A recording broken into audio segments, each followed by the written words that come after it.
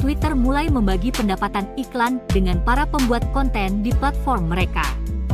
Namun, distribusi pendapatan tersebut belum merata dan diduga lebih mengutamakan kalangan kanan atau konservatif.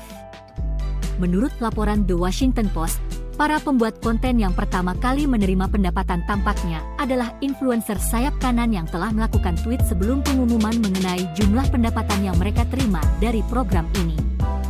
Beberapa pembuat konten seperti Ian Miles-Cheung, Benny Johnson, dan Ashley St. Clair memberikan pujian atas pendapatan yang mereka terima dari pemilik Twitter, Elon Musk. Hingga saat ini, para influencer yang secara terbuka mengungkapkan bagian mereka dalam program ini adalah mereka yang mendukung Elon Musk.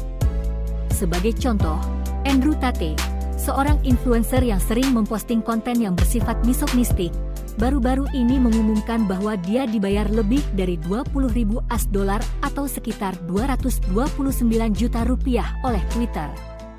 Namun, tidak semua influencer kanan di Twitter tampaknya menjadi bagian dari program ini. Ketika ditanya apakah dia terlibat dalam program ini, Chaya Raichik, pencipta akun Lips of TikTok, mengklaim bahwa hubungannya dengan Musk baik-baik saja. Dia juga tidak menjawab pertanyaan apakah dia menerima pembayaran melalui program ini.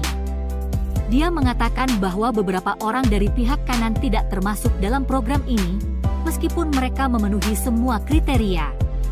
Twitter mengklaim dalam sebuah posting blog bahwa pendapatan iklan bagi pembuat konten didasarkan pada penghitungan tanggapan terhadap posting mereka dan tampilan bulanan. Program ini hanya tersedia di negara-negara di mana Stripe, sebuah platform pembayaran, mendukung pembayaran, dan penerima harus berlangganan Twitter Blue, layanan berlangganan bulanan dari platform tersebut sebagai syarat. Namun, tidak semua pembuat konten yang ingin memonetisasi dapat melakukannya. Pembuat konten yang mendaftar ke program ini harus melewati proses tinjauan oleh manusia, dan saat ini tidak ada aplikasi terbuka bagi mereka yang tertarik untuk bergabung. Beberapa kontributor non-politik juga mengungkapkan kekecewaan mereka terhadap kurangnya transparansi dari perusahaan terkait peluncuran program ini. Seorang mantan eksekutif Twitter yang bekerja pada inisiatif kreator menyatakan keraguan terhadap peluncuran ini dan beberapa menyebutnya sebagai upaya PR. Seorang mantan eksekutif Twitter yang bekerja pada kemitraan kreator, yang tidak ingin disebutkan namanya untuk menghindari pembalasan, mengatakan bahwa monetisasi ini didasarkan pada model pendapatan masa lalu. Mantan eksekutif Twitter tersebut juga meragukan keaslian metrik Twitter yang telah dirombak, termasuk jumlah tampilan. Pengumuman Musk datang setelah pesaing Twitter, Instagram, mengumumkan bahwa aplikasi serupa dengan Twitter, yaitu Threads, telah mencapai lebih dari 100 juta pengguna dalam waktu kurang dari seminggu. Hal ini menjadikan Threads sebagai aplikasi dengan pertumbuhan tercepat sepanjang masa.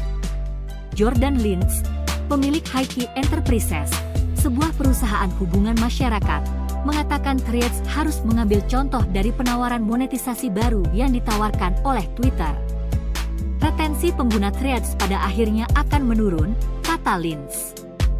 Saya pikir siapapun yang menyediakan monetisasi terbaik akan memenangkan pertarungan retensi pengguna. Ini adalah sesuatu yang Threads harus perhatikan.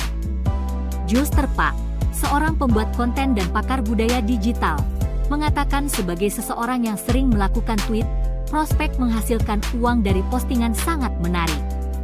Namun, dia juga mencatat bagaimana Musk akan menangani masalah-masalah seperti pencurian konten dan bot.